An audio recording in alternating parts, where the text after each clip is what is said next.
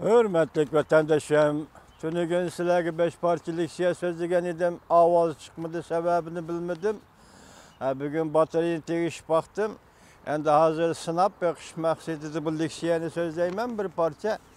Ovoz chiqsa sizga ham xushallik, men ham xushallik. Agar ovoz chiqmasa men buningda bir yerga chekilganim yo'q kameraga. O vaqtida buning sababi nima? Endi Xudo biladi vatandaşım, men mana so'zlab baqay. Sinab baqayli. Mavzu mundaq tahlil. Amerika Jungo münasebeti bilgili bo'lmaydigan rayonga kirib keldi. Mavzuli xabar. 7-ayning 7-kuni Amerika ovozdan Xitoy tili programmasi e'lon qilindi. Xabar mundaq boshlandi. Washington Amerika Birlashma Agentligi shanba kuni e'lon qilgan Jungo Amerika münasebeti tahlil qilingan bir parcha maqolasida mundaq ko'rsatdi.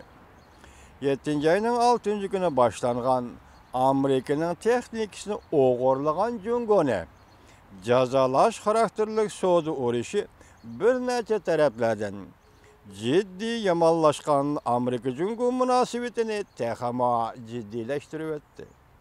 Washington texama konkret qarshilashish maydoni qo'llan, Beijing bo'lsa o'zining gapida chang turdi. Maqolada mundaq ko'rsatildi. Amerika Jungo munosabati mutaxassislari hamda hukumat amaldorlari mundaq ko'rsatdi. Prezident Trump yuqori maqomda targ'ib qilgan Jungoning raisi Xi Jinping bilan yaxshi munosabatim bor degan gaplar ikki davlat o'rtasidagi ixtiloflarni tugatolmaydi. Maqolada mundaq ko'rsatildi. Jungo Amerika münasebetinin yomonlashishi savdo tijorat sohasida emas.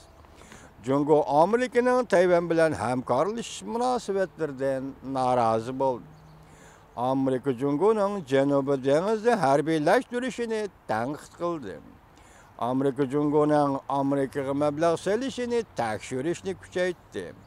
Amerika Jungo fuqarolariga viza qo'yib berishni chekledi ve Jungoni zaharlik çekimlik apiyan çekimliğinin kiliş menbiyi dep ayıpladı.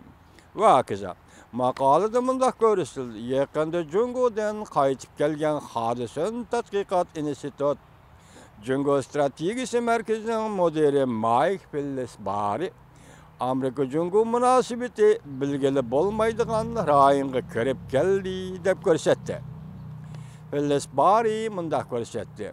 Jungo amaldorlari va savdogarlarning tahdidi shuki, agar Amerika Jungo tovarlariga tamojna beji qo'yadigan bo'lsa, Jungo Amerikaga yordam qilib, Chavshan yadro qurollarini bartaraf qilish tadbirlarini azaytdi.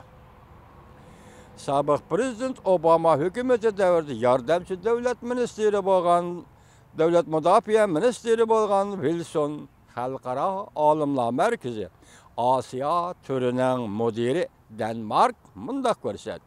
Garchi Beijing Washingtonning Chavshan masalasi to'g'risidagi maydonni o'zgartganligini qarshi olsa-mu, lekin Jungo Chavshan masalasini izchil holda geopolitik raqobat masalasi, ya'ni Chavshan bilan Amerika bilan Jungo o'rtasida geopolitik raqobat masalasi deb qarab keldi. Savdo urush tufayli Jungo Chavshan masalasida Amerika bilan hamkorlashishni azaytmoqchi bo'ldi. Sinab baxtim vatandaşım, qani yana ovoz chiqamdi, chiqmam. Bu da ovoz chiqmasa vatandaşlarında buni boshini vaqtida izlashga to'g'ri keldi. Ovoz chiqsa bu sizga xushallik, ham men uchun ham xushallik vatandaşım.